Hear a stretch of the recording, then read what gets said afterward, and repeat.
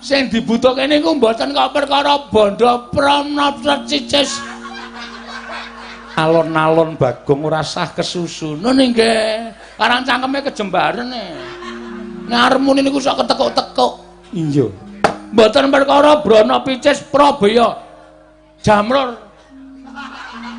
Jamrut. Ergeni menika mboten. Nanging pusaka Ngamarta Tetiga.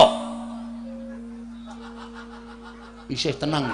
Durung ana reaksi apa-apa. Pusaka Ngamarta Tetiga inggih menika setunggal tumbak apa ya? Wah lali aku ki. Mau diweling kok nyatet ya ora tak catet bareng tekan kene. Tumbak Ngamarta. Nggih. Napa asmane sinuwun?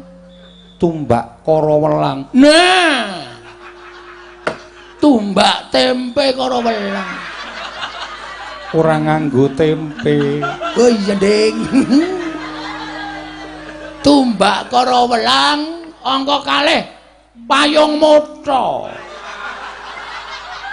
Payung tunggul naga. Payung tunggul naga angka 3 inggih menika Pustaka Jamil Saipul Jamil. Apa ta? Pustaka Jamus Kelima Sada.